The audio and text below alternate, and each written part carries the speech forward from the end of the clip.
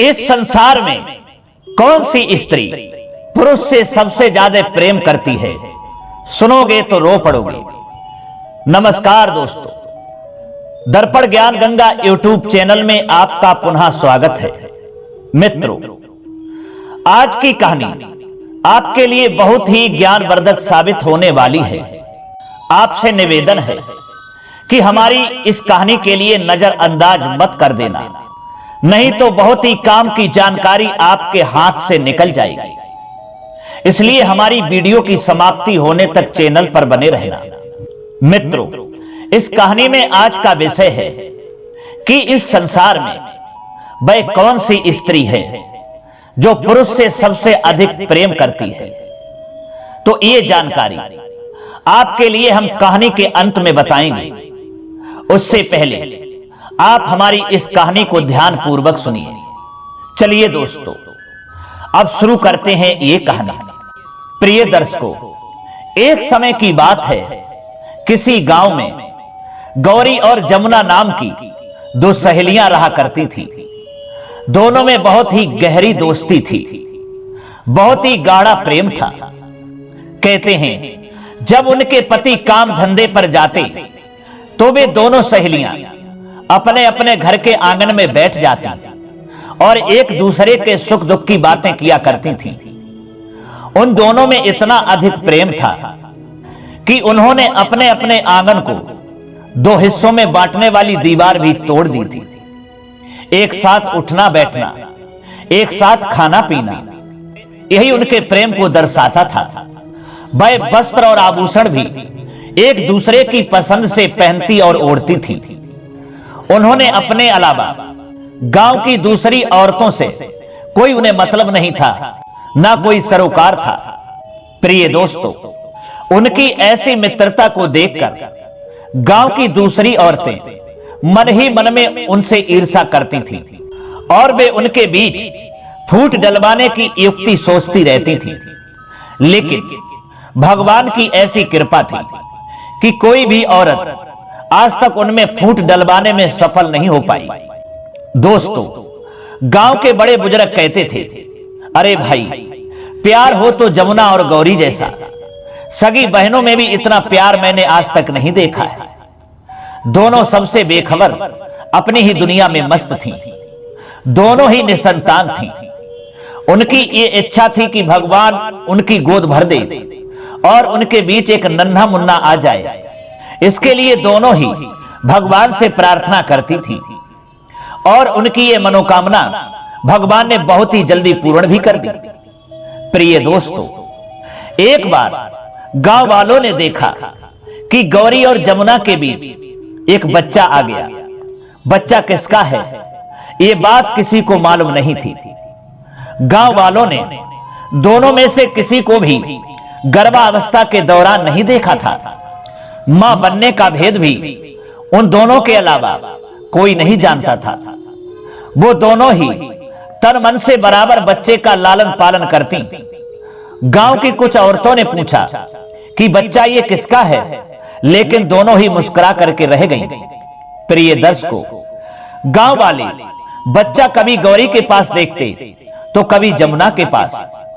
जमुना उसे नहलाती संवारती तो गौरी उसे लोरिया सुना करके सुला रही होती। इसी प्रकार समय गुजरता गया और बच्चा भी बड़ा होने लगा। इधर जब गांव वालों को बच्चे की असली मां का पता नहीं चला तो धीरे धीरे बच्चे की असली मां के विषय में जानने की उनकी उत्सुकता समाप्त हो गई। लेकिन कहते हैं ना, समय बदलते देर नहीं लगती। किसके मन में कब और कैसे विचार आ जाएं, यह भी कोई नहीं जानता। प्रिय दर्शकों, एक दिन जब गांव वालों ने गौरी और जमुना को लड़ते हुए देखा तो वे आश्चर्यचकित रह गए।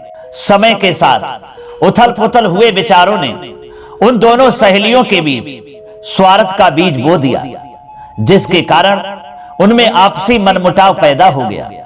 मित्रों, गांव वालों को जब उनके झगड़े का कारण पता चला कि वे बच्चे को लेकर झगड़ रही थीं, गौरी कहती है कि यह बच्चा मेरा है और जमुना कहती है कि मेरा है।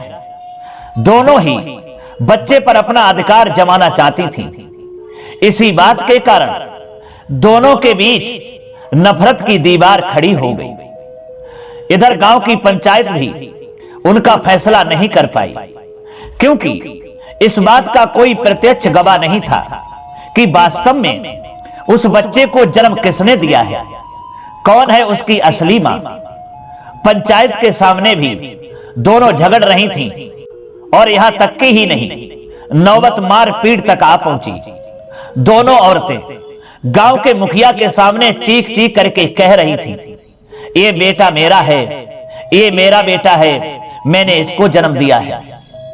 दोस्तों, तब जमुना ने कहा, देख गौरी, झूठ मत बोलना, ये बच्चा मेरा है, मैंने इसे जन्म दिया है। आज तक तेरी कोई औलाद नहीं हुई, इसलिए तेरे मन में पाप आ गया है कि कहीं लोग तुझे बांझ ना कहने लगे। तब गौरी बोली, अरे जमुना, बांझ तो तू है जो मेरे लाल पर अपना हक जमा रही है। मैंने तो ये सोचकर गांव वालों के सामने ये रहस्य नहीं खोला कि कहीं लोग तुझे बांझ ना समझ बैठे कि ये बच्चा मेरा है। मैं तो सोचती थी कि जल्दी ही भगवान तेरी गोद भर देगा, मगर तू तो बांझ है जो मेरे बच्चे को हत्या कर अपना घर रोशन करना चाहती है। प्रिय दर्शकों, तब गांव के मुखिया ने कहा कि सुनो, इस प्रकार शोर मचाने से कुछ होने वाला नहीं है।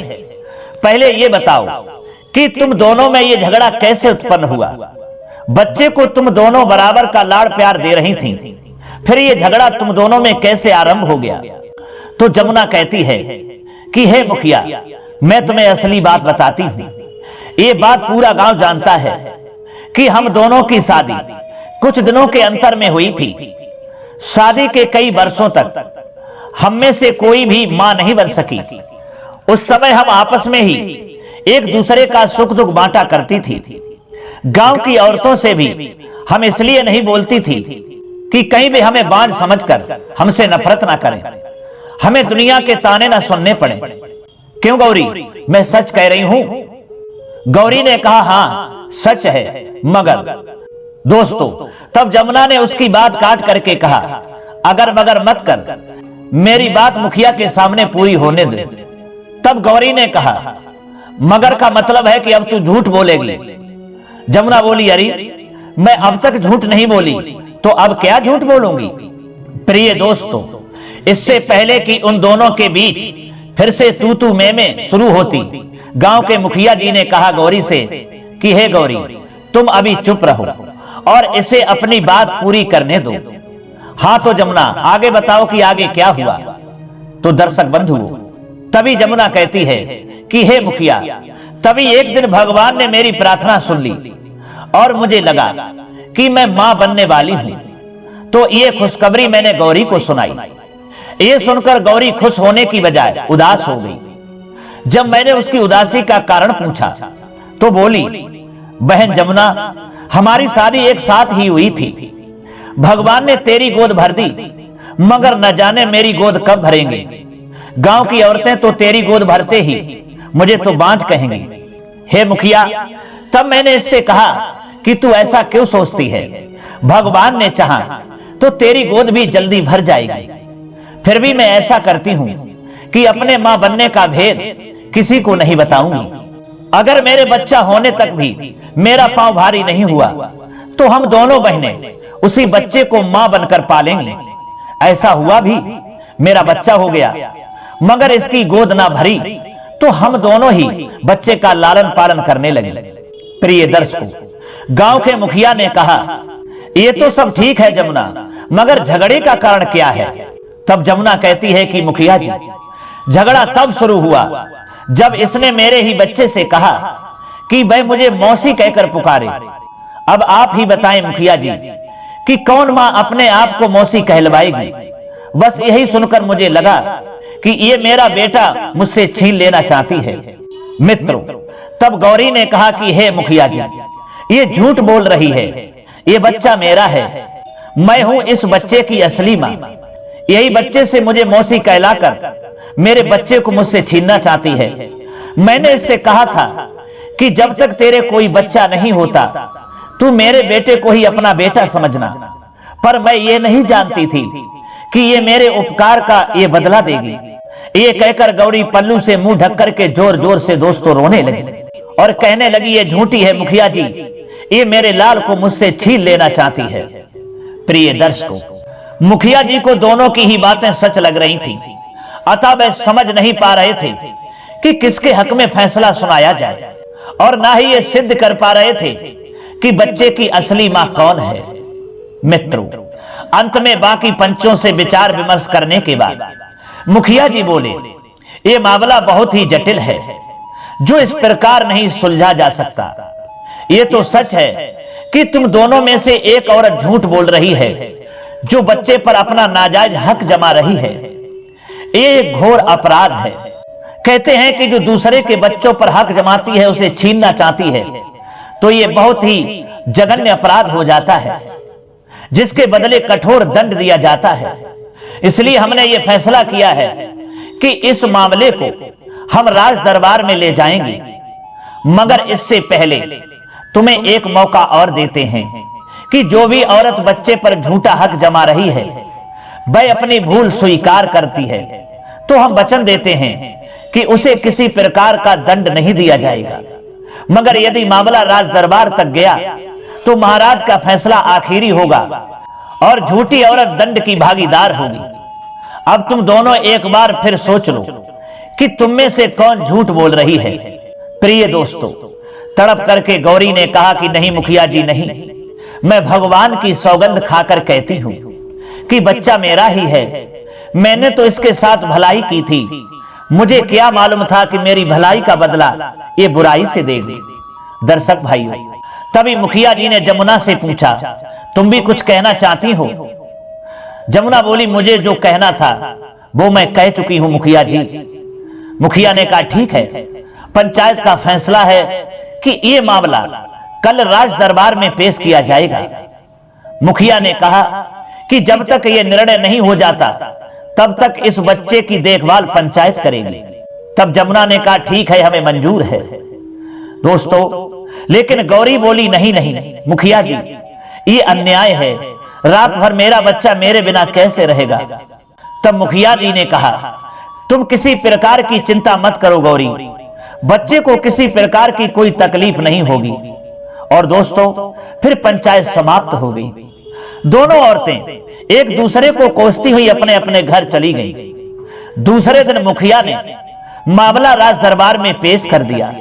आसपास के सभी गांव के लोग जो थे इस मुकदमे का फैसला सुनने को उत्सुक थे। सभी जानना चाहते थे कि महाराज इस अनोखे मुकदमे का क्या फैसला सुनाएंगे। ये सुनने के लिए बहुत से लोग, गांव के आसपास के लोग वहां इकट्ठे होने लगे। प्रिय दोस्तों, महाराज भी ये जानकर दंग रह गए थे कि बच्चा एक है और उसके दावेदार मां दो हैं, और इस बात का कोई गवाह नहीं है कि असल में बच्चा किसका है। दर्शक बंधु, पूरी बात सुनकर महाराज गहरी सोच में डूब गए। उनकी समझ में नहीं आ रहा था कि निर्णय किसके पक्ष में करें। राजा ने मंत्री से कहा कि मंत्री जी, ये मामला बहुत ही गंभीर है। जवाब दिया, हां महाराज, ये कोई साधारण मामला नहीं है। मुसीबत यह है कि बच्चा बोल नहीं सकता और ये दोनों ही इस बात का लाभ उठाना चाहती हैं। महाराज, यदि मेरी माने तो इसका निर्णय स्वामी श्यामानंद जी से कराएं। वे दूरदर्शी और ईश्वर के सच्चे ज्ञानी हैं। तब राजा ने कहा, हाँ, हमारा आदेश है कि कल यह मामला स्वामी जी के सामने प्रस्तुत किया जाए। और दोस्तों, इस प्रकार वही हुआ। दूसरे दिन महाराज मंत्रीगण आज उस बच्चे और दोनों औरतों को लेकर स्वामी जी के आश्रम की ओर चल दिए। पीछे पीछे अपार जन समूह था जो इस अद्भुत फैसले को सुनना चाहता था। दर्शक बंधु, कुछ देर बाद ही सब लोग स्वामी के आश्रम में पहुंच गए और महाराज के सम्मुख उस मामले को रख करके महाराज ने कहा कि स्वामी जी, अब न्याय आपके हाथ में है। आप इस विवाद का ऐसा फैसला करें कि दूध का दूध और पानी का पानी हो जाए। प्रिय दर्शकों, स्वामी जी ने बड़े प्यार से उस बच्चे को अपनी गोद में बैठाया और गौर से उसका चेहरा देखा। नन्हा बालक उनकी गोद में किलकारियां मार रहा था। बच्चे का चेहरा देखने के बाद स्वामी जी ने उन दोनों औरतों की ओर देखा। दोनों ही लुटी लुटी और गमगीन सी उनके सामने खड़ी थीं। तब स्वामी जी ने कहा कि हे राजन, हम समझ गए हैं कि ये बच्चा किसका है। राजा ने पूछा, किसका है महाराज? तब स्वामी ने कहा कि हे राजन, उसका नाम हम नहीं बताएंगे, इसका निर्णय अभी ये दोनों स्वयं ही कर देंगी। बोलो देवियों, सच सच बताओ कि ये बच्चा किसका है। तब गौरी ने रोते हुए कहा कि हे स्वामी जी, ये बच्चा मेरा है, मैं ही इस अभागे की असली मां हूं। तब जमुना ने चीख करके कहा कि चुप रहे दुष्ट, खबरदार, जो मेरे बच्चे को अभागा कहा। अरे अभागी तो तू है, जो आज तक एक बच्चा भी पैदा नहीं कर सकी और अब मेरे बच्चे पर नजरें गड़ा बैठी है। दोनों को देख करके दोस्तों, तब स्वामी जी ने कहा, शांत देवी शांत। स्वामी जी ने दोनों को शांत किया, फिर किसी सोच में डूब गए। सभी लोग उनकी ओर देख रहे थे। महाराज की नजरें भी स्वामी जी पर टिकी हुई थीं। तब एकाएक स्वामी जी ने पुनः पूछा कि हे देवियों, तुम्हें हमारा निर्णय स्वीकार होगा? जमुना जल्दी से बोली, हाँ महाराज, आप तो अंतः योगी हैं, जो भी निर्णय करेंगे सोच समझ करके ही करेंगे। तब स्वामी जी ने गौरी की ओर देखा। गौरी ने भी कहा, मुझे भी आपका निर्णय स्वीकार होगा महाराज, मुझे विश्वास है कि जीत सत्य की ही होगी। स्वामी कहते हैं ठीक है। फिर दोस्तों, स्वामी अपने आसन से उठे और अपने आसन से कुछ दूर धरती पर एक घेरा खींचा और उस घेरे में बच्चे को रखकर बोले कि मैं 3 तक गिनता हूं, जो भी देवी इस बच्चे को पहले उठा लेगी, बच्चा उसी का होगा। दोनों ने कहा, हमें मंजूर है महाराज। और फिर स्वामी जी ने बच्चे को घेरे में रख दिया और गिनती शुरू की, 1 2, और जैसे ही उनके मुंह से 3 निकला, वैसे ही दोनों औरतें बच्चे पर टूट पड़ी। गौरी के हाथ में पैर आ गया और जमुना के हाथ में हाथ। तब गौरी चिल्लाने लगी, छोड़ छोड़ कलमुही, ये बच्चा मेरा है। जमुना ने भी चिल्ला करके कहा कि छोड़, बच्चा मेरा है। अरे बांझ औरत, देखती हूं तू इसे कैसे ले जाती है। प्रिय दर्शकों, दोनों ही बच्चे को अपनी अपनी ओर खींचने लगी। इस प्रकार खींचे जाने के कारण बच्चा जोर जोर से रोने लगा। कुछ ही देर में उसका रोना क्रंदन में बदल गया। वह चीखे जा रहा था और दोनों औरतें उसे अपनी ओर खींचकर अपने कब्जे में करने की कोशिश कर रही थी। मित्रों, देखने वालों को बच्चे की दयनीय स्थिति पर तरस आ रहा था और मन ही मन वे दोनों औरतों को कोस रहे थे। फिर एकदम से गौरी तड़प उठी और बोली, नहीं, उससे बच्चे का विलखना नहीं देखा गया। और बच्चे को छोड़कर वह धरती पर बैठ करके रोने लगी और बोली, महाराज, मैं बच्चे की दुर्गति होते नहीं देख सकती। ये कहती है कि बच्चा इसका है तो इसे दे दो, मगर मेरे लाल की दुर्गति ना कराओ। प्रिय दर्शकों, जमुना ने झपट कर बच्चे को सीने से लगा लिया और बोली, कहती, क्या हो, ये बच्चा तो है ही मेरा। अब तो आपने देख ही लिया है स्वामी जी कि बच्चा किसका है। यदि इसका होता तो क्या ये इतनी आसानी से बच्चे को छोड़ देती? जीत हमेशा सत्य की होती है महाराज। दोस्तों, स्वामी जी अत्यधिक गंभीर मुद्रा में बैठे किसी विचार में खोए हुए थे। सभी की नजरें उनके चेहरे पर टिकी थीं। सभी जानना चाहते थे कि स्वामी क्या फैसला करेंगे। तभी दोस्तों, स्वामी जी की गंभीर आवाज गूंजने लगी और कहा कि जमुना, बच्चा ये गौरी को दे दो, तुम इस बच्चे की असली मां नहीं हो। जमुना चीख करके बोली, ये आप क्या कह रहे हैं स्वामी जी? आपने ही तो कहा था कि जो बच्चे को उठा लेगी वही उसकी मां होगी। स्वामी ने कहा, हां कहा था, तो फिर आप अपने वचन से मुकर क्यों रहे हो? तब स्वामी जी कहते हैं, हम न्याय कर रहे हैं जमुना, सत्य का न्याय। और सत्य यही है कि ये बच्चा तुम्हारा नहीं बल्कि गौरी का है। जमुना बोली, नहीं नहीं स्वामी जी, ये आपका अन्याय है। आप न्याय नहीं बल्कि अन्याय कर रहे हो। स्वामी जी ने कहा, खामोश रहो। अरे दुष्ट औरत, जिस औरत के दिल में ममता नहीं, वह भला मां कैसे हो सकती है? यदि तुम बच्चे की असली मां होती तो बच्चे की इस प्रकार दुर्गति नहीं होने देती, मगर क्योंकि ये तुम्हारा बच्चा नहीं है और इसे तुम्हें किसी कीमत पर हासिल करना था, इसलिए तुम्हें बच्चे के हित और अहित की कोई चिंता नहीं थी। तुम्हारे मन में तो स्वार्थ भरा है और स्वार्थी जीव किसी के हित अहित की बात सोच ही नहीं सकता। इस बच्चे की असली मां गौरी है। जिससे बच्चे का बिलखना सहन नहीं हुआ और ना ही उसकी दुर्गति देखी गई। अतः बच्चे के हित को देखते हुए उसने दावा वापस ले लिया। कहकर स्वामी जी महाराज से मुखातिब होकर के बोले, हम अपना निर्णय दे चुके हैं राजन, आगे जो आपको करना है कीजिए। प्रिय दोस्तों, तब महामंत्री बोले, आपका निर्णय ही अंतिम निर्णय है महाराज। तब महाराज बोले, हमारा आदेश है कि इस दुष्ट औरत से बच्चे को लेकर गौरी को दे दिया जाए और इसे कारावास में डाल दिया जाए। प्रिय दोस्तों, गौरी ने जमुना से अपना बच्चा ले लिया और बोली, महाराज ये मेरी सखी है, आप इसे ऐसा कठोर दंड ना दें। मैं आपसे विनती करती हूं कि किसी स्वार्थ बस ही इसने ऐसा किया है, किंतु ये दिल की बुरी नहीं है। दोस्तों, तब स्वामी ने कहा, देखा तूने पापनी औरत जमुना, कितना बड़ा है गौरी का हृदय। अरे जिसके साथ तूने छल किया है वही तेरे लिए अभयदान मांग रही है। प्रिय दोस्तों, तब जमुना जोर जोर से रोने लगी और कहने लगी, मुझे क्षमा कर दे महाराज, वैद्य जी ने मुझे बताया था कि मैं कभी मां नहीं बन सकती, यही जानकर मेरे मन में पाप आ गया था।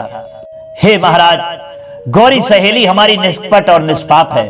तो दोस्तों, स्वामी ने कहा, ठीक है जमुना, इसके कहने पर हम तुझे क्षमा करते हैं, किंतु याद रहे भविष्य में कभी किसी के साथ धोखा करने की कोशिश मत करना, नहीं तो कठोर दंड दिया जाएगा।